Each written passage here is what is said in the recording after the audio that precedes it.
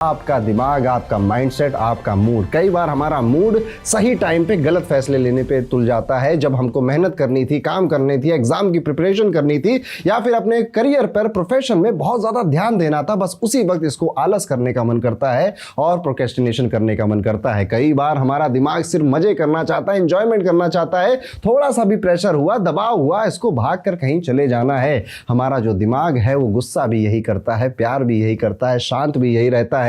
आप याद करेंगे हिस्ट्री में, चाहे क्रिकेट हो चाहे बिजनेस हो, हमेशा राइज उसी ने किया है जो चाहे जैसी सिचुएशन हो उसने अपने मूड को, अपने मेंटल स्टेट को काम रखा है, कंट्रोल रखा है, शांत रखा है। जी हां दोस्तों, आज के इस पूरे वीडियो में हम बात करने वाले हैं कि आपका दिमाग खराब कहां पर हो रहा है, आपकी ओवर थिंकिंग, आपके स्ट्रेस, आपके इंपल्सेस ये कहां से निकल कर आ रहे हैं। और जब तक हमने इसको फिक्स करने की बात नहीं करी तब तक कुंडली कितनी बेहतर हो, अच्छी हो, कुछ भी नहीं होता। क्योंकि कुंडली में जो चंद्रमा है वो सबसे इंपॉर्टेंट प्लेनेट है, क्योंकि ये सीधे सीधे आपके मेंटल स्टेट से जुड़ा हुआ है। आप चीजें कितनी जल्दी सीखेंगे, आपका मूड कैसा रहेगा, आप कितने ज्यादा शांत रहेंगे जब सिचुएशन डिफिकल्ट होगी, या आप कितने ज्यादा प्रेजेंट रहेंगे उस पर्टिकुलर मोमेंट में। कुंडली में अगर चंद्रमा गड़बड़ हो जाता है राहु से, केतु से, शनि से, मंगल से या सूर्य से या फिर किसी और वजह से, तो फिर इश्यूज क्रिएट होने लग जाते हैं। व्यक्ति टैलेंटेड होकर भी उस मुकाम पर नहीं पहुंच पाता जहां पर उसको पहुंच जाना चाहिए था। तो आज के इस पूरे वीडियो में हम यही समझेंगे कि आपकी कुंडली में बैठा हुआ चंद्रमा कहां से अफ्लिक्ट हो रहा है, कहां से उसको इशू क्रिएट हो रहा है, तो उसकी रेमेडी भी करना आज हम सीखेंगे। दोस्तों, चंद्रमा को फिक्स करना आपकी जिंदगी के लिए आई थिंक सबसे जरूरी काम होता है, क्योंकि एक बार दिमाग सही हो गया तो बाकी सारी चीजें आप पहले से ही करने के लिए समर्थ हैं। तो अपने कॉपी पेन उठा लीजिए और चैनल को सब्सक्राइब कर दीजिए, बेल आइकन दबा दीजिए, क्योंकि ये बिल्कुल शुभ मुहूर्त है चैनल को सब्सक्राइब करने का। अब आपको यह समझना है कि चंद्रमा को, आपके मन को, आपके मूड को कंट्रोल कैसे करना चाहिए। जिस दिन आप ये समझ जाएंगे कि आपका चंद्रमा कैसे एक्ट कर रहा है, आप अपने मन और अपने मूड को, अपने माइंडसेट को भी कंट्रोल में करना सीख जाएंगे। लेकिन उसके लिए ज्योतिष की कुछ टेक्निक्स आपको समझनी चाहिए, ज्योतिष की कुछ बातें आपको समझनी चाहिए। अगर कुंडली में चंद्रमा देखना ही है तो उसका तरीका क्या होता है। देखिए, बिल्कुल सिंपल तो नहीं है, थोड़ा सा इसमें आपको सीखना पड़ेगा। तो अपने कॉपी पेन अगर निकालना चाहें तो जरूर निकालिए, क्योंकि इस एक लेक्चर के बाद आपको पूरे अपने जीवन का क्रक्स समझ में आएगा और आपकी वो जो कोर प्रॉब्लम है जो कि आपके माइंडसेट से जुड़ी हुई थी वो भी आपको यहां पर समझ में आ जाएगी। इतना भी कठिन नहीं है बड़ा सिंपल समझना। तो देखिए, जैसे कि आपकी ये कुंडली होती है, ठीक है। अब जो लोग पहली बार आए उनके लिए मैं बिल्कुल बेसिक से शुरू कर देता हूं। अगर आप किसी भी सॉफ्टवेयर से बनाएंगे अपना कुंडली चार्ट, और किसी भी क्यों, आपको वर्ल्ड बेस्ट सॉफ्टवेयर यूज करना चाहिए जो कि है होरोकॉस्मो। होरोकॉस्मो इंडिया का one of the fastest growing astrological app है, जहां पर आप अपने लिए अच्छे एस्ट्रोलॉजर से, जिनको मैंने ही पढ़ाया है, मैंने ही सिखाया है, उनसे बातें भी कर सकते हैं। और अपनी फ्री कुंडली एनालिसिस के लिए कई सारे टूल्स भी आपको इसमें मिल जाते हैं। तो जाइए होरोकॉस्मो ऐप में, अपनी बर्थ डिटेल्स डालिए, आपको कुछ इस तरह की आपकी कुंडली जो कि स्क्रीन पर दिख रही है आपको मिल जाएगी। अब बस उसी कुंडली को पढ़ना है। तो देखिए, कुंडली में जो हाउसेज होते हैं ना दोस्तों, वो हमेशा फिक्स होते हैं। जैसे कि इस कुंडली में आप देख रहे हो, ये जो फर्स्ट हाउस है ये फिक्स है, ये आपका, मेरा, हम सबका फर्स्ट हाउस फिक्स है। हाउस कभी भी मूव नहीं करते। पर कंफ्यूजन ये होगी कि आपको लगेगा यहाँ पे 7 नंबर लिखा है, यहाँ पे 8 नंबर लिखा है, यहाँ पे 9 नंबर लिखा है, इसका क्या मतलब हुआ। ये नंबर जो है ये हाउस के नंबर नहीं होते, ये नंबर राशियों के नंबर होते हैं। और यहाँ पर आप देख सकते हो मैंने सारे नंबर लिख दिए हैं, वो किस राशि के नंबर है और उन राशियों के मालिक कौन है, लॉर्ड कौन है, ये भी लिख दिया है। तो सिंपली लेट्स सपोज आपके पास कुंडली है, यहाँ पे नंबर 7 लिखा हुआ है, तो ये सब एंटी क्लॉकवाइज बढ़ेगा और हम कहेंगे कि फर्स्ट हाउस में 7 नंबर की राशि है, सेकंड हाउस में 8 नंबर की राशि है, थर्ड हाउस में 9 नंबर की राशि है, so on and so on. इस तरह से ये बढ़ता रहेगा। लेकिन आज के टॉपिक में हमको बस चंद्रमा को देखना है। आप अपनी कुंडली में सबसे पहले चंद्रमा देखिए। पहला स्टेप आपको जो यहाँ पे फॉलो करना है, क्या इस चंद्रमा के साथ कोई प्लेनेट बैठा हुआ है, क्या चंद्रमा के साथ सूर्य है, क्या चंद्रमा के साथ मंगल है, शनि है, राहु है, केतु है। इसी हाउस में जहां पर आपका मून बैठा है, क्या वहां पर कुछ प्लैनेट्स बैठे हुए हैं। Answer is yes. अगर आप कह रहे हो हाँ कुछ बैठे हुए हैं, तो बस आपका चंद्रमा उनसे अफ्लिक्टेड है, या फिर उनसे अफ्लिक्टेड कहना सही शब्द नहीं होगा, उनसे जुड़ा हुआ है, उनके साथ कंजंक्शन में है, ऐसा हम कह सकते हैं। अब इसमें थोड़ा डिग्री भी देखनी पड़ेगी आपको। फॉर एग्जाम्पल, अगर किसी का चंद्रमा यहाँ पे 10 डिग्री पे है और सूर्य यहाँ पर 5 डिग्री पे है, तो हम डिग्री वाइज हम समझ जाएंगे कि सूर्य पहले आ रहा है, चंद्रमा बाद में आ रहा है। उल्टा भी हो सकता है, चंद्रमा 5 डिग्री में था, सूर्य 10 डिग्री में था, तो चंद्रमा पहले आ रहा है, सूर्य बाद में आ रहा है। और ये बाद और पीछे का भी काफी इफेक्ट पड़ता है प्लेनेट के ऊपर, ठीक है। इट इज लाइक कि मैं बाद में अमीर बनूंगा जाकर अपनी मेहनत से, या मैं पहले अमीर हुआ करता था, आज उतना अमीर नहीं हूं, तो यहाँ पे फर्क तो पड़ रहा है बातों में। तो ये जो डिग्री है, इससे पता चलेगा कि कौन सा प्लेनेट आगे है, कौन सा प्लेनेट पीछे है। तो यहाँ पे अगर मल्टीपल प्लेनेट बैठे, ले सपोज राहु 15 डिग्री पे बैठा है, तो हम कहेंगे कि पहले चंद्रमा है 5 डिग्री पे, फिर शनि है 10 डिग्री पे, फिर राहु है आपका 15 डिग्री पे। तो अगर चंद्रमा के साथ उसी घर में कुछ प्लैनेट्स बैठे हैं तो आप उन्हें डिग्री वाइज अरेंज कर लेंगे। चलो, ये पहला स्टेप है, this is your first step, और इसको हम नाम देंगे सेम हाउस कंजंक्शन, यानी कि एक ही घर में क्या क्या बैठा हुआ था। अब थोड़ा सा आगे बढ़ते हैं, चंद्रमा के त्रिकोण को देखना है। अब यहाँ पे कई सारे लोगों के लिए नया कॉन्सेप्ट होगा कि त्रिकोण क्या होता है, ज्यादा दिमाग नहीं लगाना है। त्रिकोण मतलब 5 नंबर और 9 नंबर, त्रिकोण मतलब 5 नंबर और 9 नंबर। एक बार फिर से, त्रिकोण मतलब 5 नंबर 9 नंबर, यानी कि चंद्रमा से एंटी क्लॉकवाइज आप 5 हाउसेस काउंट करिए और एंटी क्लॉकवाइज 9 हाउसेस काउंट करिए। जैसे कि चंद्रमा अगर यहां बैठा है तो 5 हाउसेस काउंट करेंगे, 1 2 3 4 5, और चंद्रमा से एंटी क्लॉकवाइज 9 हाउसेस काउंट करने हैं। तो 5 तो यही हो गया था, 6 7 8 9। अब हमको ये देखना है कि इन हाउसेस में जो चंद्रमा से 5 नंबर और 9 नंबर पर आए हैं, यहाँ पे कौन से प्लेनेट बैठे हैं। लेट्स सपोज यहाँ पे मंगल बैठा था 15 डिग्री का, यहाँ पे सूर्य बैठे थे 20 डिग्री के, तो ये ग्रह भी चंद्रमा को इफेक्ट डालेंगे, चंद्रमा से जुड़ जाएंगे, चंद्रमा पर इनका असर होने वाला है। अब आप कहोगे अच्छा पंडित जी, यहां पर आपने कहा कि अगर यहां पर कोई प्लेनेट बैठा है तो उसका भी असर है, और यहां पे जो प्लेनेट बैठे हैं उनका भी असर है। बिल्कुल हाँ, होगा, बिल्कुल होगा। आपकी कुंडली देखिए, इसलिए जो एस्ट्रोलॉजर होते हैं बड़ी मेहनत करके पढ़ाई करते हैं, इसलिए उनकी इज्जत होती है, उनका सम्मान किया जाता है, क्योंकि इसमें सच में दिमाग लगता है। और आप इतनी अच्छी ऑडियंस है कि आप इस बात को समझ रहे होंगे, मुझे इसका पूरा भरोसा है। एक बार इसको और क्लैरिटी से समझ लेते हैं। हमने कहा कि जो चंद्रमा के साथ एक हाउस में बैठा वो भी उससे जुड़ा हुआ है, जो 5 नंबर पर बैठा है, 9 नंबर में बैठा वो भी चंद्रमा से जुड़ा हुआ है, वो भी अपना असर डालेगा। बस इतना ही था, इतना ही मुझे आपको सिखाना था। अगर आप ये समझ गए तो बहुत अच्छी बात है। जैसे कि अब क्या होगा, आपको इन सब ग्रहों की डिग्री अरेंज कर लेनी है। सबसे छोटा मान लेते हैं, यहाँ चंद्रमा था 5 डिग्री का, उसके बाद यहाँ पे राहु आएगा 11 डिग्री पे, उसके बाद यहाँ पे मंगल आएंगे 15 डिग्री पे, और उसके बाद यहाँ पे सूर्य आएंगे 20 डिग्री पे। तो इस तरह से जो चंद्रमा की पूरी सीरीज है, पूरी साइकिल है, वो आपको समझनी है। आज के इस वीडियो में हम बस चंद्रमा के नेक्स्ट टू कौन सा प्लेनेट है, या मान लेते हैं चंद्रमा के आगे या पीछे कौन सा प्लेनेट है, उस पर ज़्यादा फोकस करेंगे। लेकिन अगर आज आप इस वीडियो को समझ जाएंगे तो बाकी की जर्नी, मतलब आपका फाउंडेशन बिल्ड हो जाएगा और बाकी भी चीज़ें समझना आपके लिए ईजी हो जाएगा। तो इतनी चीज़ें हमें देखनी है।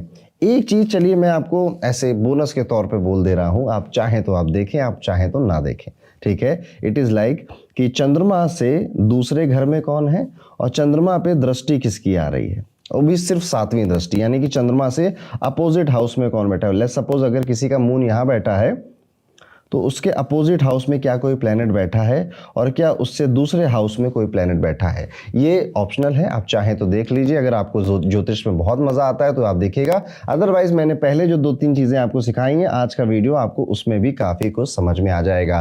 तो ये था दोस्तों, कुंडली में अपने मून को समझना कि वो बैठा कहाँ पर है, वो कर क्या रहा है, वो किस प्लैनेट से प्रभावित हो रहा है। अच्छा, कई बार ऐसा भी होगा, आपको देखने को मिलेगा कि लेट्स सपोज मून यहाँ बैठा हुआ था, ना तो मून के साथ सेम हाउस में कोई प्लेनेट है, ना ही मून के त्रिकोण में कोई प्लेनेट है। पॉसिबल है, नहीं है तो नहीं है, बात खत्म, ठीक है। पर मून को 7वीं दृष्टि से कोई देख रहा था, तो इसका इफेक्ट सबसे ज्यादा मून पर, चंद्रमा पे आपके आ जाएगा। तो अगर नहीं है 5वें या 9वें में कोई प्लेनेट, तो आप बिल्कुल भी घबराएंगे नहीं, नहीं है, ऐसा नहीं सोचना, ठीक है। नहीं है तो नहीं है, बहुतों का नहीं होता है। इवन कुछ केसेस में ऐसा भी होगा कि चंद्रमा बिल्कुल ना आगे कोई, ना पीछे कोई, ना 7th में कोई, ना 5th में कोई, ना 9th में कोई, ऐसा भी पॉसिबल है आपका, इसका अलग इफेक्ट पड़ता है। तो अगर आप में से कोई ऐसा है जिसके ना तो चंद्रमा के साथ कोई बैठा है, ना पीछे वाले हाउस में कोई बैठा है, ना आगे वाले हाउस में कोई बैठा है, ना 7th में कोई बैठा है, ना त्रिकोण में कोई बैठा है, इसको बोला जाता है केमद्रुम योग। और इसका क्या अर्थ होता है इसको हम समझेंगे अपने कोर्स में। तो ये था बेसिक, अभी तो मजा शुरू हुआ है। अब हम एक एक करके चंद्रमा के जो कंजंक्शंस हैं उनको समझेंगे और उनकी रेमेडीज भी समझेंगे अपने आगे वाले वीडियो में। सबसे पहले समझते हैं चंद्रमा और मंगल के कंजंक्शन को। अब देखिए किस कई तरह से बन सकता है। आपके चंद्रमा के आगे मंगल हो, आपके चंद्रमा के साथ मंगल हो, आपके चंद्रमा के त्रिकोण में मंगल बैठा हो कहीं पर, ठीक है, या चंद्रमा पे मंगल की दृष्टि आ रही है। तो ये कॉम्बिनेशन कई तरीकों से आपकी कुंडली में बन सकता है। अब चंद्रमा जो है वो आपका मन है, आपका माइंड है, आपके इमोशंस है, ये तो हम समझ ही गए। मंगल जो है वो एग्रेशन है, इंपल्स है, वो एक तरह से गन पाउडर है। अब चंद्रमा के ऊपर मंगल का असर आएगा तो आप देखेंगे ऐसे लोग इंपल्सिव होते हैं, ये फैसला बहुत जल्दी लेना चाहते हैं, ये इंपल्सिव शॉपिंग करना, गुस्सा जल्दी आ जाना, हीट ऑफ द मोमेंट में जल्दी अपना वो कूल खो देना और फिर रिग्रेट करना। यस, आप देखोगे इन लोगों की एक बड़ी अच्छी क्वालिटी होती है कि पहले शॉपिंग पे जाते हैं या ऑनलाइन शॉपिंग करेंगे और उसके बाद जब सामान आ जाएगा तो मन में गिल्ट ट्रिप इनके घूमेगी, यार इसकी ज़रूरत थी नहीं, यार इतना पैसा खर्च करने की ज़रूरत थी नहीं। पहले गुस्से में चिल्ला देंगे, तेज़ी से बोल देंगे या रूडली कुछ बोल देंगे, उसके बाद कहेंगे यार सॉरी यार मुझसे गलती हो गई, मैं उस समय गुस्सा आ गया था, मैं वो मीन नहीं करता। ये इनकी प्रॉब्लम है। इनका रिएक्शन जो है वो थॉट से पहले आ जाता है, तो सोच समझ कर रिएक्ट ना करने की वजह से पहले रिएक्ट कर देते हैं। अब इस वजह से आप सोचिए, अगर कोई व्यक्ति ऐसा है तो सबसे पहले हैम्पर उसके जो क्लोज वन है वो होंगे, जो जैसे माता पिता हैं या हस्बैंड वाइफ है या भाई बहन है, ये एक हद तक समझ भी जाएंगे यार कि इसका नेचर ऐसा है, दिल का अच्छा है पर कभी कभी गुस्सा कर देता है। लेकिन जो कलीग्स हैं आपके, जो बाहर के दोस्त हैं, जो पड़ोसी हैं आपके, वो इस बात को जल्दी नहीं समझ पाते। जैसे जैसे इनकी उम्र बढ़ती है, 30 साल के बाद इनकी उम्र जब जाती है तो हाँ ये इस चीज़ पे थोड़ा कंट्रोल करना भी शुरू कर देते हैं, लेकिन तब भी ये कहीं ना कहीं इनके व्यक्तित्व का एक हिस्सा बनकर रहता है। यहाँ पे छोटी छोटी चीज़ों के लिए छोटी छोटी चीज़ें इनके लिए इमोशनल बन जाती हैं यार।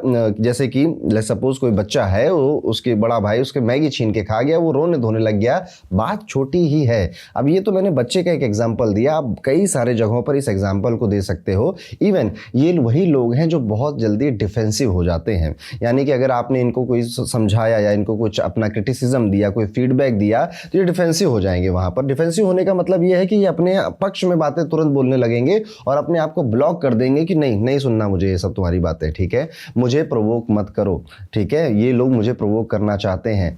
इवन ये लोग, इन लोगों को आप कई बार देखोगे, अगर ये किसी के साथ लव रिलेशनशिप में आ गए हैं तो इतने ज़्यादा प्रोटेक्टिव हो जाते हैं कि कई बार वो प्रोटेक्शन डोमिनेंस लगने लग जाता है इनके स्पाउस को या इनके पार्टनर को, कि यार हर जगह ये प्रोटेक्टिव हो रहा है, किससे बात, कहाँ जाना है, क्या क्या ये वहाँ उन्होंने क्या बोला, तुमने क्या सोचा, इतने सवाल पूछना कि सामने वाला ये फील कर सकता है कि आप डोमिनेटिंग हो चुके हैं। इमोशनल आर्गूमेंट्स में फंस जाना और अपने आपका पैशन क्या है और आपका एंगर क्या है, क्या आपका पैशन एंगर ड्रिवन है या एम्बिशन ड्रिवन है, ये एक मिक्स पैटर्न आपका चलता है। अब हेल्थ वाइज भी कुछ इश्यूज आ सकते हैं, जैसे हेडेक होना, बीपी फ्लक्चुएशन होना, स्लीप डिस्टर्बेंस होना, ये नेचुरली आप लोग देखोगे कि ये कुछ हेल्थ पैटर्न आपकी लाइफ में आते हैं। इवन अब देखिए ये तो थोड़ी गड़बड़ कॉम्बिनेशन है कि जो आपको परेशान कर सकता है। कुछ अच्छी बातें भी होती है इस कॉम्बिनेशन की, जैसे कि ये बहुत बहादुर लोग मिलेंगे आपको, इनका जो माइंडसेट है वो लोगों से निडर, जो होता है ना निडर, मैं किसी से डरता नहीं, मैं करके दिखाऊंगा, तो आपको ये काफी ब्रेव पर्सनालिटी के लोग मिलेंगे। जहां पर सब लोग बैटल फील्ड से या झगड़े से या क्योस से भाग जा रहे हैं, ये वहां पर रुक कर खड़े होकर काम करने वाले लोगों से मिलेंगे। ये इनकी अच्छी बातें हैं। इवन चंद्रमा जो है वो आपकी माता जी को रिप्रेजेंट करता है, मार्स जो है वो एग्रेशन को, इम्पल्स को रिप्रेजेंट करता है। तो कई बार आप ये सारे नेचर अपनी मम्मी के अंदर भी देखोगे कि मेरी मम्मी भी जो है वो थोड़ी सी ऐसी एग्रेसिव हैं और थोड़ा गुस्सा ज़्यादा जल्दी कर देती है या स्ट्रिक्ट ज़्यादा है, या मम्मी को बीपी रिलेटेड कुछ इशू है, बीपी के जो इश्यूज हैं वो फ्लक्चुएशन उनका होता रहता है। तो प्रॉब्लम यहाँ पर बस आपके इम्पल्स में है, आपके गुस्से में है। अब इस अगर मून और मार्स का ये कंजंक्शन बनता है और चंद्रमा पे जुपिटर का कोई एस्पेक्ट नहीं आ रहा है तो आप ये चीज़ें ज़्यादा महसूस करेंगे। चंद्रमा अगर जुपिटर की राशि में है या सेकंड हाउस में बैठा है तो मेरी बातों से आप रिलेट तो करेंगे पर थोड़ा कम रिलेट करेंगे। अब ऐसे में जो रेमेडी होती है, जो उपाय होता है आपको करना चाहिए, एक सिंपल उपाय तो मैं अभी बता दे रहा हूँ, लेकिन जब ये वीडियो एंड होगा तो वहाँ पर मैं और भी ज़्यादा रेमेडीज़ आपके लिए बताऊँगा, तो एंड में ज़रूर देखिएगा। सिंपल एक रेमेडी ये है,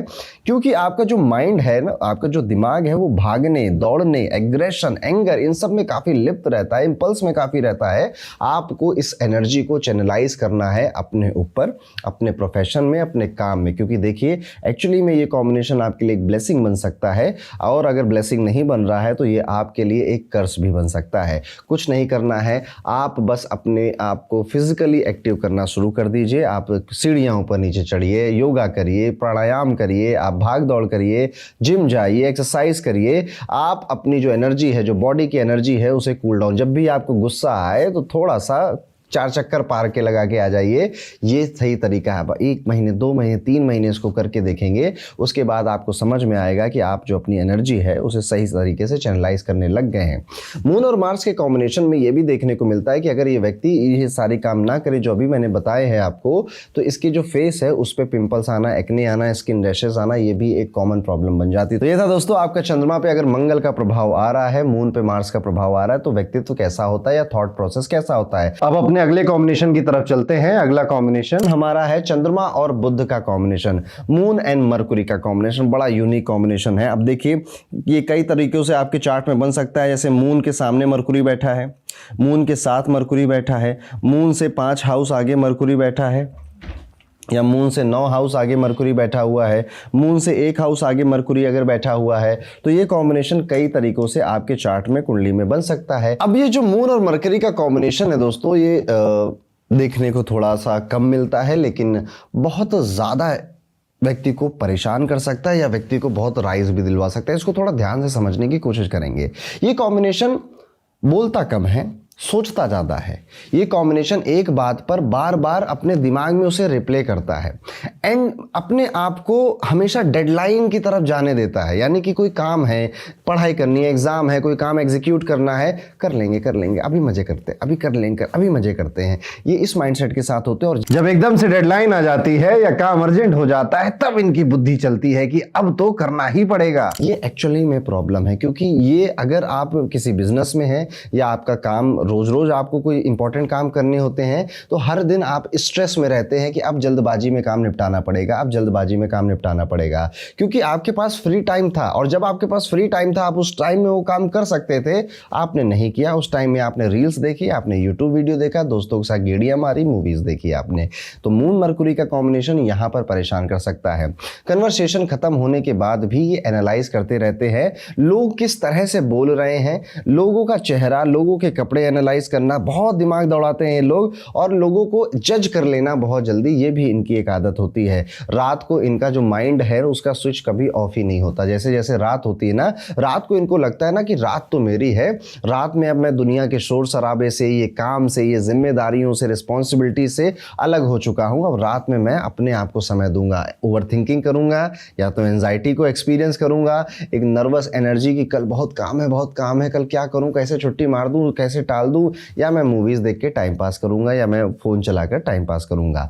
बट यही कॉम्बिनेशन दोस्तों आपको ब्रिलियंट माइंड देता है, ब्रिलियंट कम्युनिकेशन देता है, ये आपकी खासियत है। देखिए वही है, स्पाइडरमैन का डायलॉग है कि एक ग्रेट पावर के साथ ग्रेट रिस्पॉन्सिबिलिटी भी आती है। तो मून मरकुरी आपको बहुत ब्रिलियंट बना रहा है, जल्दी चीज़ें समझ में आ जाती हैं, क्विकली आप चीज़ें ग्रैस्प कर लेते हैं, किसी को कुछ करते हुए देखते ही आप उसे इमिटेट कर सकते हैं, खुद भी कर सकते हैं। Writing skills, teaching skills, communication skills, sales, analysis power, memory strong होना, ये सारी आपकी खासियत है। पर आपकी जो कमज़ोरी है उसको आज की वीडियो में समझकर उसे दूर करने की कोशिश करनी है। यहाँ पर आपके डिसीजन कई बार डिले होते हैं। आपको काम करना है, लोगों ने आपको बोला है कि काम करना है, अब आप मन ही मन सोच रहे हो करूं ना करूं, क्या पता ये काम अभी कैंसिल कर दूं, 1 हफ्ते बाद कर लूं क्या।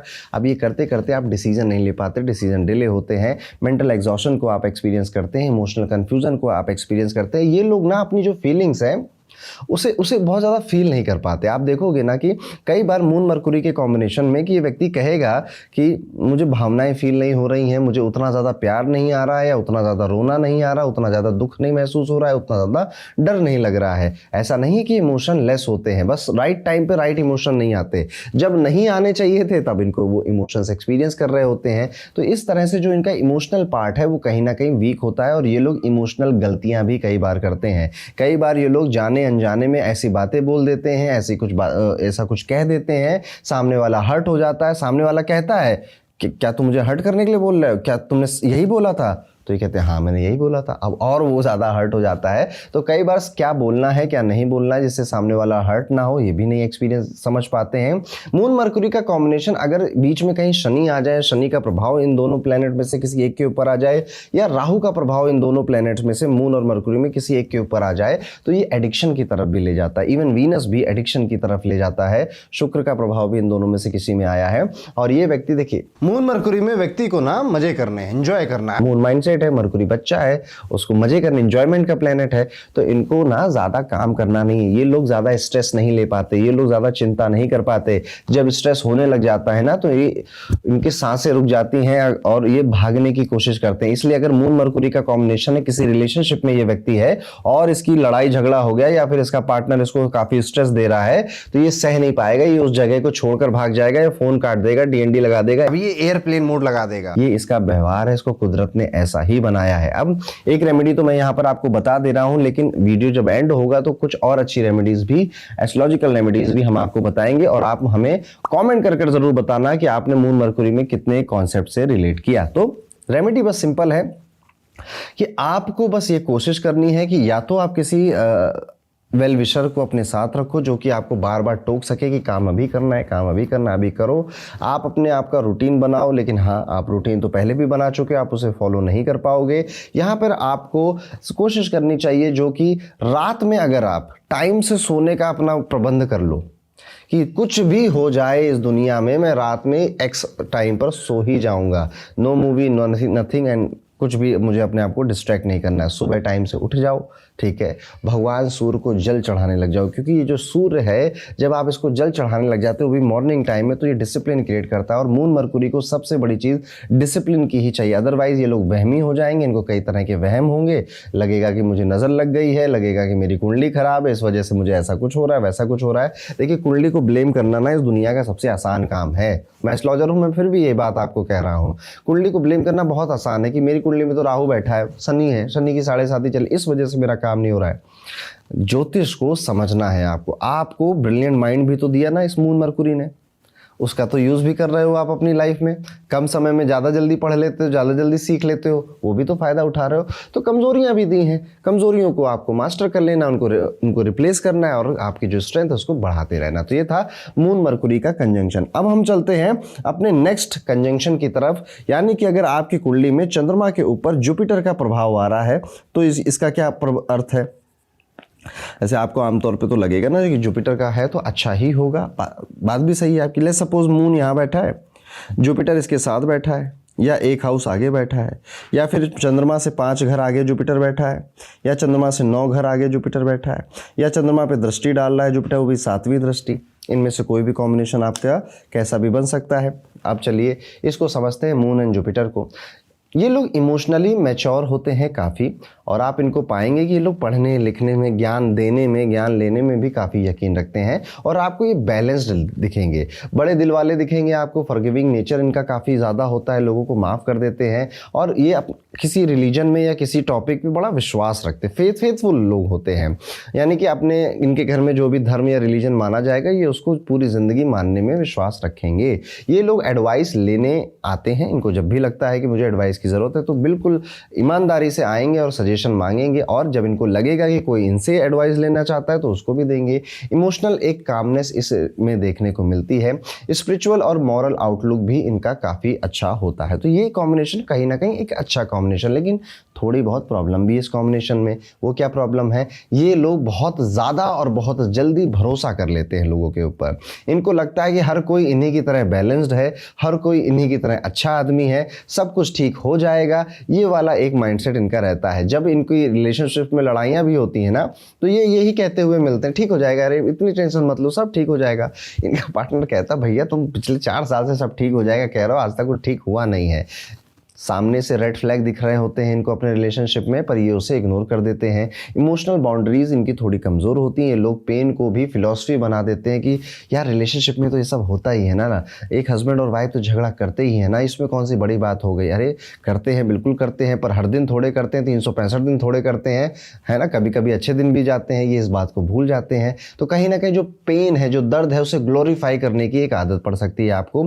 ये सोचते हैं पॉजिटिविटी सब कुछ सॉल्व कर देगी, अच्छा अच्छा सोचो, अच्छा रहो, सब अच्छे हैं, मैं अच्छा हूँ, ये अच्छा है, पर ज़रूरी नहीं है कि रियलिटी में सामने वाला जो है या फिर आपका सामना जिससे हो रहा है वो भी ऐसा सोचे। तो कई बार आपके जो विचार हैं वो कॉन्ट्राडिक्ट कर जाते हैं। But in most of the cases moon Jupiter का जो कॉम्बिनेशन है ये गज केसरी का योग बनाता है आपके लिए, और ऐसे लोग ज्ञान में या नॉलेज सीकिंग जो इनकी कैपेसिटी होती है वो काफ़ी अच्छा रखते हैं। कितनी भी उम्र हो जाए, 50, 55, 60 की, ये पढ़ना लिखना सीखना ये समझ में आता है इनको। आपकी मदर जो है वो टीचर हो सकती हैं, फिलोसफर हो सकती हैं, आपकी माता जी जो हो सकती है उन्होंने पूरे घर को एक डोर में बांध के रखा है, और अगर माता जी चली जाएं तो आपको पता है ये घर वाले सब बदमाश आदमी सब इधर उधर चले जाएंगे।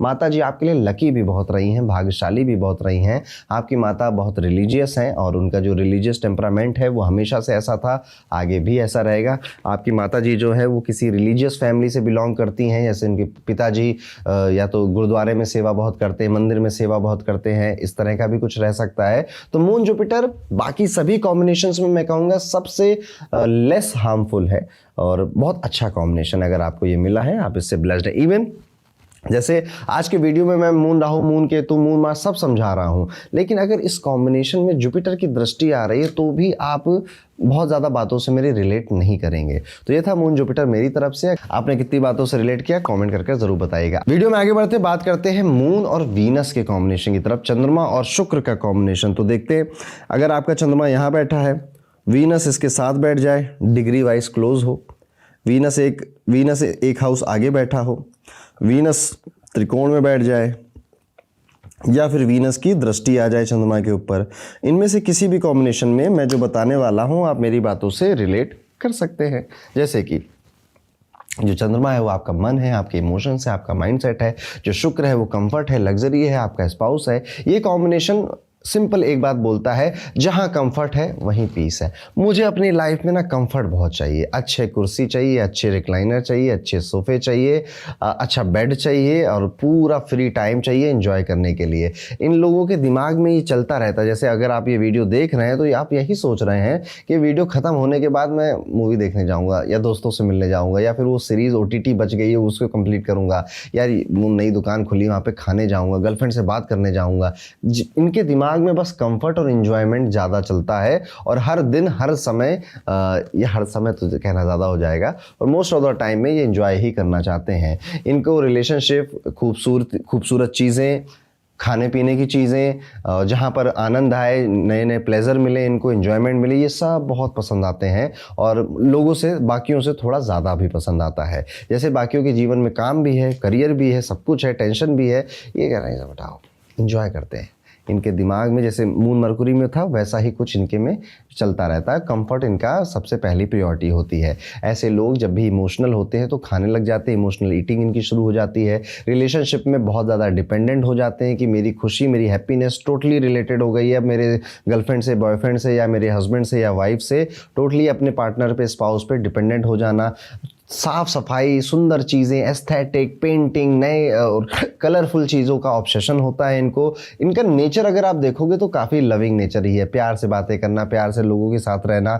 आर्टिस्टिक टैलेंट होता है, बहुत कलाकार और क्रिएटिव माइंडसेट होता है। इमेजिनेशन पावर इनकी काफ़ी खास होती है। इमोशनल चार्म भी होता है। इनकी बातें जब आप सुनोगे ना, या इनको कुछ बोलते, कुछ समझाते हुए सुनोगे ना, आपको ये अच्छे लगते हैं लोगों को, बोलते हुए, लोगों को समझाते हुए। इवन आप ये भी देखोगे कि अपनी इसी कला की वजह से या इसी स्ट्रेंथ की वजह से कई सारे लोग इनसे इमोशनली कनेक्ट होना चाहते हैं, इनसे बातें करना चाहते हैं, इनके साथ रिलेशनशिप में आना चाहते हैं या फिर इनसे दोस्ती करना चाहते हैं। पर ये कुछ नेगेटिव पॉइंट्स भी लेकर आता है, जैसे कि एक इमोशनल डिपेंडेंसी मैंने आपको बताया ही, और ब्रेकअप के बाद, ओ माय गॉड, ब्रेकअप के बाद इनका रोना धोना तो देखने लायक होता है। मूड स्विंग्स काफ़ी होते हैं इन लोगों के। ये लोग अकेला नहीं रह पाते, अकेलापन इनको बहुत खाता है, दौड़ता है इनकी तरफ, और ये लोग सोचते हैं कि बाहर का कंफर्ट मुझे स्टेबल रखेगा। तो जब भी अकेलापन होता है ना, या फिर इनको लगता है कि मज़ा नहीं आ रहा है, तो ये तुरंत कुछ पैसे खर्च करने के बारे में सोचते हैं कि चलो यहाँ पे खर्च कर लेंगे। तो वो दोस्त को बुला के कि चलो मैं तुम्हें पार्टी दे देता हूँ, जो मैं खर्चा उठा लूँगा, पार्टी ऑन मी। इस तरह से ये अपने अकेलेपन को दूर कर रहे होते हैं। मून यहाँ पर आपको स्टेबिलिटी देने की बातें करता तो है, पर शुक्र कहता है सारी स्टेबिलिटी कंफर्ट में ही मिलेगी। अब आपको चाहिए ये कि देखिए ये कब तक करोगे, कब तक इतनी सारी चीज़ें आप कर पाएंगे, कब तक पैसे खर्च कर पाएंगे। आपको ये समझ लेना है कि जितनी भी खुशियां हैं वो किसी और व्यक्ति से नहीं जुड़ी हैं, ना ही आपको अपनी खुशियों की चाबी किसी के हाथ में देनी है। ये सारी खुशियां आपके अंदर ही हैं, उसे एक्सप्लोर करिएगा। और वैसे तो इनको बहुत कुछ खास रेमेडी की ज़रूरत है नहीं, बस आपको ये बात समझनी है। और या तो मेरे मुंह से समझोगे आप, या फिर वक्त और उम्र आपको समझा देगी, लेकिन फिर भी एंड में मैं कुछ रेमेडीज़ बताऊंगा, उनको ज़रूर आप कर सकते हैं। कमेंट करके बताइए अगर आपका मून वीनस का कॉम्बिनेशन है तो कितनी बातों से आपने रिलेट किया। और इसी के साथ अब हम अपने नेक्स्ट कॉम्बिनेशन पे जाते हैं, जो कि है moon and Saturn, Shani Dev का कॉम्बिनेशन। अब आप में से कई लोग कहेंगे ओ माय गॉड, ये तो बन गया विष योग। हाँ, मून और सैटर्न विष योग तो बनाते हैं, लेकिन लेट्स सपोज आपका चंद्रमा यहाँ बैठा है, शनि इसके साथ बैठ जाए, शनि एक हाउस आगे बैठ जाए, शनि इसके त्रिकोण में आ जाए, 5 हाउस आगे और 9 हाउस आगे, या शनि की दृष्टि चंद्रमा पे आ जाए, तो ये आपका जो चंद्रमा है ये अब शनि से प्रभावित हो गया। ये एक्चुअली में थोड़ा डिफिकल्ट कॉम्बिनेशन होता है, क्योंकि चंद्रमा मन है, माइंडसेट है, इमोशंस है। शनि बहुत रूड है, शनि बहुत सख्त है, शनि के पास इमोशन नहीं, शनि एक बहुत ड्राई सा प्लेनेट है। वो भावनाएं, इमोशन इन पे नहीं जज करता। आप देखिए जो जज साहब हैं जो कोर्ट में बैठते हैं, वो अगर इमोशनली फैसले लेने लग जाएं कि यार देखो ये कितना अच्छा लड़का है, हाँ इस 2-4 मर्डर ही तो करे हैं, गुस्से में कर दिए होंगे, पर इसके पास पूरी ज़िंदगी पड़ी हुई है, चलो इसको माफ़ कर देते हैं, तो ऐसे काम नहीं चलेगा ना, ऐसे जुडिशरी नहीं चल पाएगी। तो जो जज होता है, जो कर्म फल दाता है, उसको इमोशन से अलग हटना पड़ता है। लेकिन चंद्रमा के साथ जब वो बैठ गया है, अब यहाँ पे कॉन्फ्लिक्ट होता है। ये सबसे ज़्यादा हैवी कंजंक्शन है चंद्रमा का। बचपन में बहुत कम समय में ये मैच्योर हो जाते हैं, इमोशनली रिजर्व रहते हैं, बहुत ज़्यादा अपने इमोशंस को शेयर नहीं करते हैं, सीरियस माइंडसेट होता है, अकेलापन, लोनलीनेस इनके जीवन में रहता है, इमोशनल सप्रेशन कहीं ना कहीं फील किया होता है, रिस्पॉन्सिबिलिटी बहुत जल्दी ले लेते हैं। इनको हर चीज़ में ऐसा लगता है कि इसमें ये मैं ठीक कर सकता हूँ, लाओ ये काम मैं कर दूँ, ये मैं ठीक कर सकता हूँ, लाओ ये काम मैं कर दूं। अब घर की जिम्मेदारी, ऑफिस की जिम्मेदारी, खुद की जिम्मेदारी, रिलेशनशिप की जिम्मेदारी, रिस्पॉन्सिबिलिटी से ओवरलोड हो जाते हैं। पर ये कुछ पॉजिटिव चीजें भी देता है, जैसे कि लोग डिसिप्लिन को बहुत क्रेव करते हैं, मेंटल इंडोरेंस इनका बाकी लोगों से ज्यादा बेहतर होता है, लॉन्ग टर्म स्टेबिलिटी ये एक्सपीरियंस कर सकते हैं मेंटली। लेकिन ये लोग बहुत जल्दी डिप्रेशन में जा सकते हैं, या फिर किसी भी चीज में अब मजा नहीं आ रहा है। देखिए चंद्रमा इमोशन से भरा हुआ है, शनि एक सूखा ड्राई सा प्लेनेट उसके साथ बैठा है, तो अब multiple time, not always but multiple time आप इसे एक प्रॉब्लम से जूझ सकते हैं कि यार अब किसी भी चीज में मजा नहीं आता है।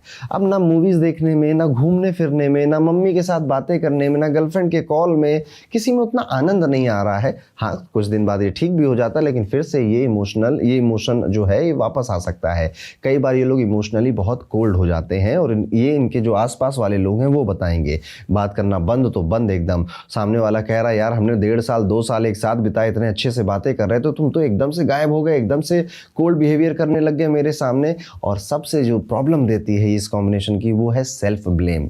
सब काम जल्दबाजी में करना है, हर चीज लेट हो रही है ऐसा एक्सपीरियंस करना है, और फिर अब हर गलती के लिए खुद को ब्लेम करना है कि मेरी वजह से हुआ, मेरी वजह से बिजनेस बढ़ सकता था पर मैंने काम नहीं किया, मेरी वजह से प्रमोशन मुझे नहीं मिला, मेरी वजह से ये हुआ, मेरी वजह से वो हुआ। ये लोग रोते नहीं हैं, ये लोग अंदर ही अंदर जम से जाते हैं। इनकी गलती सबसे बड़ी ये है कि ये सोचते हैं कि इमोशन दिखाना एक कमज़ोरी की निशानी होती है। एक्चुअली इमोशन सप्रेस करना कमज़ोरी की निशानी होती है, ये बात आपको समझनी चाहिए। अब चंद्रमा के शनि बैठे हैं तो आपकी माता जी को भी पैरों का कोई दर्द या हड्डियों की कोई प्रॉब्लम हो सकती है। माता जी के जो जीवन है उसमें टफनेस या फिर काफ़ी परेशानियाँ देखी उन्होंने अपनी पर्सनल लाइफ में, ऐसा भी देखने को मिल सकता है। चंद्रमा शनि को कंट्रोल करने की सबसे अच्छा जो रेमेडी है वो मैं वीडियो के एंड में बताऊँगा, आप उसे ज़रूर देखिएगा। अभी फिलहाल कॉमेंट कर बता दीजिए कि आपने कितनी बातों से रिलेट किया। अब हम अपने अगले कॉम्बिनेशन की तरफ चलते हैं, जो कि चंद्रमा और राहु का कॉम्बिनेशन है। ये कॉम्बिनेशन कई सारे लोगों की कुंडली में देखने को मिलता है और काफी पॉपुलर है। इसको चंद्र ग्रहण दोष भी कई बार कह देते हैं लोग। तो चंद्रमा और राहु, यानी कि लेट्स सपोज मान लेते हैं मून आपका यहां बैठा है, मून के साथ राहु बैठ जाए, एक हाउस पे आगे राहु आ जाए, मून के त्रिकोण में राहु आ जाए, ठीक है, तो ये सारी चीज़ें आपको मून और राहु के कॉम्बिनेशन के रिजल्ट देने लग जाएंगी। अब मून और राहु क्या है, देखिए राहु ना एक्सप्लोजन है, राहु चीज़ों को बढ़ा देता है, अटैचमेंट है, इल्यूजन है, ऑब्सेशन है, ये रेस्टलेस माइंड देता है। यानी कि अब आपका जो दिमाग है वो चुप नहीं बैठने वाला, एक चीज़ से ऑब्सेस हो गए, उसके पीछे भागा और वो चीज़ अब आपसे परेशान हो गई है, फिर उसी चीज़ से बोर भी हो जाते हैं और फिर एक नेक्स्ट ऑब्सेशन खोज कर उसके पीछे भागने लग जाते हैं। एक रिलेशनशिप में सपोज ये आए, अब उस लड़के से या लड़की से बेइंतहा मोहब्बत, अपना सब कुछ निछावर कर दिया। अब जब किसी से आप इतना प्यार करते हो, सामने वाला भाव तो खाएगा, आज नहीं तो कल खाएगा। बहुत कम लोग इमोशनली मैच्योर होते हैं जो कि इस बात को समझ पाते हैं। आपको मोस्ट प्रॉब्ली नहीं मिलेंगे वैसे मैच्योर लोग। अब उसके बाद वो आपको कम भाव देगा, फिर रोना धोना छाती पीटना शुरू हो जाएगा। उसके बाद वहाँ से हटकर मन कहीं और लगेगा, तो फिर बोर भी जल्दी हो जाते हैं, चाहिए भी सारे इमोशन। तो ये ऑब्सेशन, ये अटैचमेंट, ये एक इल्यूजन की तरह आपकी ज़िंदगी में काम करता है। एंजाइटी तो आपकी दोस्त है, ओवर थिंकिंग आपकी सहेली है, और बिना डरे आप कोई काम करते नहीं हैं, और आप डरते भी, घबराहट भी बिना वजह है। इनके जीवन में आप देखोगे ना, जो हर एक काम को करने में, लाइफ के हर एक स्टेप को लेने में पहले ये घबरा जाते, ऊपर से नीचे तक ये ठंडे पड़ जाएंगे, घबरा जाएंगे। फॉर एग्जाम्पल, कल इनको कोई स्पीच देनी है कॉलेज में, स्कूल में, ऑफिस के में, या मीटिंग बोर्ड में, कैसे दूंगा कैसे दूंगा कैसे दूंगा कैसे दूंगा कैसे, जब देनी होगी तो करेंगे बड़ा अच्छा, ठीक है, लेकिन उससे पहले हर एक नया स्टेप लेने से पहले ये ऊपर से नीचे तक घबरा बहुत जाते। पर यही कॉम्बिनेशन क्रिएटिव थिंकिंग देता है, फॉरेन में आपको काम देता है, मीडिया में, टेक में आपका इंटरेस्ट बढ़ाता है, आपकी इंट्यूशन को बहुत तगड़ा कर देता है। लेकिन इमोशनल कंफ्यूजन भी यही देता है, ट्रस्ट इश्यूज दे देता है, मेंटल इंस्टेबिलिटी आपको देता है। ऐसे लोगों की जिनमें मून और राहु का कॉम्बिनेशन है, ये एक जगह प्रेजेंट होकर भी वहां प्रेजेंट नहीं होते, एक जगह प्रेजेंट होकर ये न जाने फ्यूचर की बातें सोच रहे हैं या फ्यूचर की बातें कर रहे हैं। ये लोग अपने थॉट्स को सच मान लेते हैं। राहु का जो इल्यूजन है, ये उसको सच मानकर कई बार जो प्रॉब्लम कभी थी ही नहीं, ना कभी होने वाली थी, उसको भी प्रॉब्लम मानकर अपना समय, अपना वक्त जाया करते हैं। तो मून और राहु का कॉम्बिनेशन इस तरह से आपके लिए एक्ट करता है। और आपकी माता जी की जिंदगी भी आप देखोगे तो कहीं ना कहीं उनको अपने शादी करके बहुत दूर आना पड़ा शादी में, या फिर उन्होंने किसी डिफरेंट कल्चर से आती थी, या उनके घर में अलग तरह से लोग रहा करते थे, सोचते थे, और जहाँ पर उनका विवाह हुआ वहाँ पे अलग तरह का सिनारियो था। Moon and Rahu is over, emotion over हो गए हैं, ज़्यादा हो गए हैं। ये एक प्रॉब्लम क्रिएट कर रहा है। ऑब्सेशन, बहुत ज़्यादा जल्दी किसी से जुड़ जाना, फिर बहुत जल्दी उससे बोर हो जाना, फिर रोना धोना मचाना। इज नॉट अ बहुत ज़्यादा अच्छा कॉम्बिनेशन, ये नहीं माना जाता, इसलिए इसकी रेमेडी आप ज़रूर करेंगे, जो कि वीडियो के एंड में आपको मैं बता दूंगा।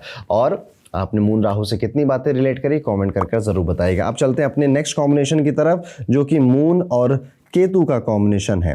मून और केतु का कॉम्बिनेशन, अब देखिए, राहु तो चलो तब भी चंद्रमा को एक बार माफ कर देता है, पर ये जो केतु होता है ना, ये चंद्रमा का जानी दुश्मन है। तो चंद्रमा से एक हाउस आगे बीच बैठा है, चंद्रमा के त्रिकोण में बैठा है, ये फर्क चंद्रमा पे डालेगा, ठीक है।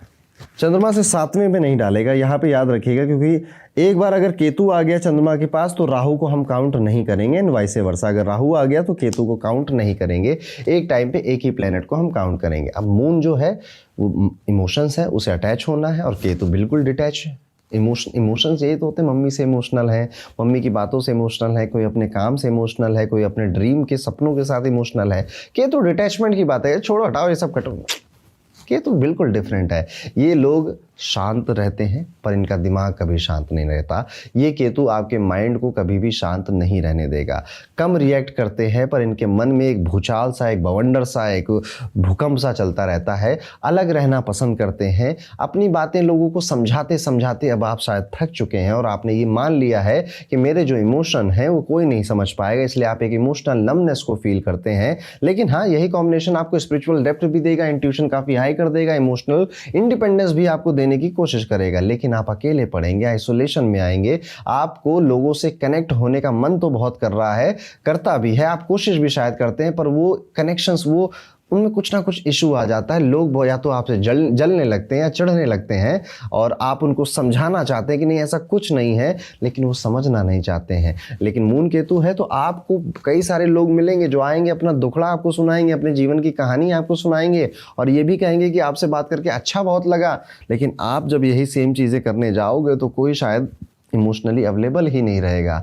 यहाँ पे इमोशनल विड्रॉल जैसी समस्याएं भी आपको महसूस करनी पड़ती हैं। लोग डीप फील करते हैं पर एक्सप्रेस नहीं कर पाते हैं, यानी इनकी भावनाएं जो होती हैं काफ़ी गहरी होती है, लेकिन अगर आप इनसे कह दो ना कि चलो उसको एक्सप्रेस करो, तो शब्द नहीं चुन पाते या फिर बहुत कम शब्दों में अपनी बातें कहेंगे। वहीं पे जो मून राहु वाला है ना, उसको इतना फील कर रहा होगा, बोलेगा इतना, ये इतना फील कर कर बोल इतना पाते हैं। ये भी एक कहीं ना कहीं इनको अजीब लगता है। ये सोचते हैं कि मुझे कुछ चाहिए या मुझे कुछ नहीं चाहिए, शायद मुझे कुछ नहीं ही चाहिए लाइफ में, या फिर कुछ चाहिए भी। इस तरह से आपका मन चलता है और ये डिपेंड करता है कि आपका चंद्रमा किस हाउस में बैठा है। लेट्स सपोज मून केतु का कॉम्बिनेशन 5वें घर में बन रहा, 5वां घर संतान का होता है। एक्सट्रीमली अपने बच्चों से प्यार करते हैं, लेकिन शायद बच्चे कभी नहीं समझ पाएंगे मम्मी कितना प्यार करती थी। एक्चुअली में जो इनका मून है, इनको बार बार डिस्कनेक्ट, जिस भी चीज़ को लेकर ये इमोशनल हुए, जिस भी चीज़ को लेकर इनको ये सेंसिटिव थे, वो इनके जीवन से कट कट कट, केतु का काम काटने का है। तो ये इस तरह से एक्सपीरियंस करता है। मून केतु अगर आपका कॉम्बिनेशन है, आपको कोई नहीं समझेगा, कभी नहीं समझेगा। मून केतु का कॉम्बिनेशन है, आपको सिर्फ श्री हरि समझेंगे। तो अगर आपको कोई बात कहनी है तो सिर्फ श्री हरि से कहिए, और वीडियो के एंड में मैं आपको एक रेमेडी बोलूंगा, आप वो भी कर सकते हैं। एक कॉम्बिनेशन और बच गया है, वो है मून एंड सन का। एक तरफ चंद्रमा है, एक तरफ सूर्य है। माइंड और सोल का जो कॉम्बिनेशन है, पर इसको कुंडली में कैसे देख सकते हैं? मून के साथ सन बैठा है, मून से एक हाउस आगे सन बैठा है, मून से 5वें में, 7वें में या फिर 9वें में सूर्य बैठे हुए हैं।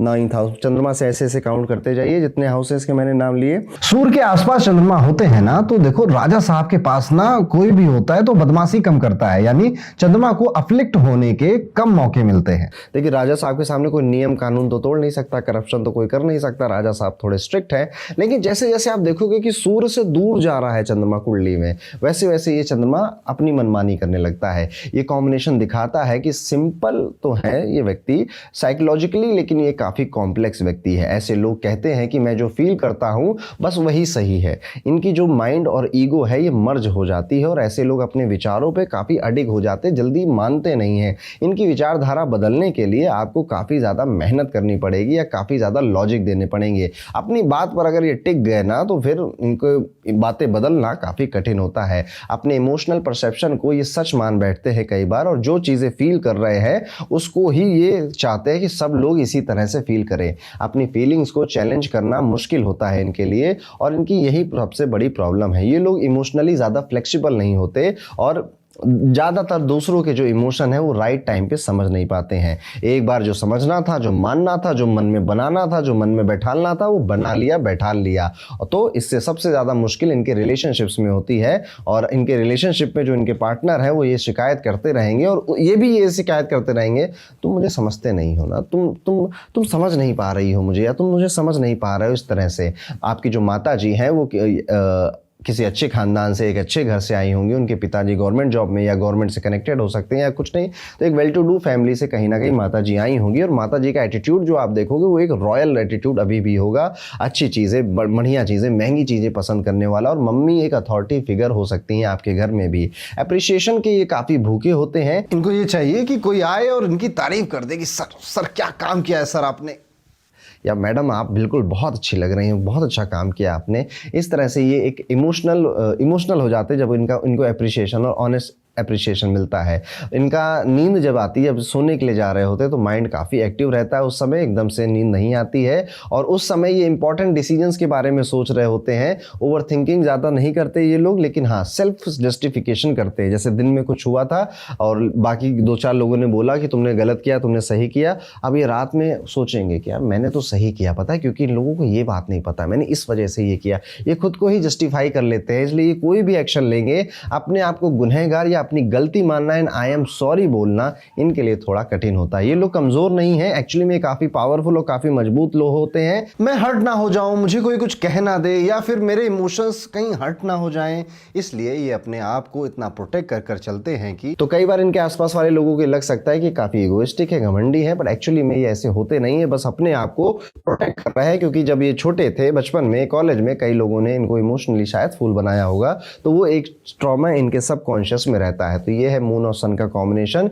ये किस तरह से आपकी कुंडली में काम करता है। तो यहाँ पर दोस्तों हमारे चंद्रमा के सारे कॉम्बिनेशन दो दो प्लैनेट्स के कवर हो गए हैं। अगर आप वीडियो में कमेंट कर बोलेंगे, वीडियो को लाइक करेंगे कि 3 और 4 प्लैनेट्स के मून के कॉम्बिनेशंस को हम बताएं, तो मैं वो वीडियो भी जल्दी लेकर आऊंगा। लेकिन जैसा मैंने प्रॉमिस किया था, जो भी चंद्रमा के कॉम्बिनेशंस होते हैं जो कि ज़्यादा प्रॉब्लमेटिक है, जैसे कि moon Rahu, moon Ketu, moon Mars, moon Saturn, ये कुछ ज़्यादा प्रॉब्लमेटिक होते हैं। इनकी रेमेडीज आप अपनी स्क्रीन के सामने देख सकते हैं, स्क्रीनशॉट ले सकते हैं और जैसा लिखा गया है इसको अपने जीवन में अपना सकते हैं। लेकिन एक चंद्रमा की और पोजीशन के बारे में मैं बात करना चाहूँगा जो कि सच में इशू क्रिएट करता है लाइफ में।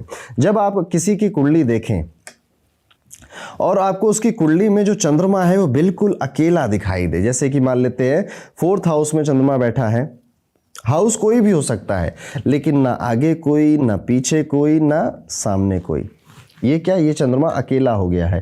त्रिकोण में हो सकता है प्लेनेट हो, उससे हमें मतलब नहीं है, बस आगे पीछे चंद्रमा के साथ और चंद्रमा के सामने कोई प्लेनेट नहीं है। नाउ मून इज अलोन, बिल्कुल अकेला है वो। और जब चंद्रमा अकेला हो जाता है तो आप अकेले हो जाते हैं, क्योंकि चंद्रमा आपके इमोशन, सोचने का तरीका और माइंडसेट है। जब चंद्रमा आपकी कुंडली, इसे कहते हैं केम द्रुम योग, और केम द्रुम योग व्यक्ति के जीवन में काफ़ी अकेलापन भर देता है। शायद आप लोगों से घिरे हुए हों, लोगों के आसपास हो, पर फिर भी भीड़ में अपने आप को कहीं ना कहीं अकेला पा रहे हों। तो अगर ये केम द्रुम योग है तो इसका कोई रेमेडी, कोई उपाय आपको नहीं करना चाहिए। आपको इस अकेलेपन को किस तरह से एंजॉय करना है, बस ज़िंदगी में ये सीखना है। जिस दिन आप वो सीख गए, ये चंद्रमा और ये केम द्रुम योग आपको काफ़ी ज़्यादा हाइट्स पे ले जाएगा। क्योंकि याद रखिए, सबसे ज़्यादा क्रिएटिव काम और सबसे लाइफ के बड़े बड़े डिसीजन अकेले ही लिए जाते हैं, ग्रुप में नहीं लिए जाते। तो चंद्रमा या केंद्रुम योग, चंद्रमा अकेले है या कुंडली में आपके केंद्रुम योग बना हुआ है, लोनलीनेस को सॉलिट्यूड में कन्वर्ट करना है आपको। इसके लिए आप कई सारे आर्टिकल पढ़ सकते हैं, कई सारे यूट्यूब वीडियो देख सकते हैं। और इसी के साथ, इसी नोट पर अब ये वीडियो मैं एंड करूंगा। आपको कैसा लगा मुझे कमेंट करके जरूर बताइएगा। मिलता हूं आपसे अगले वीडियो में, तब तक के लिए राधे राधे।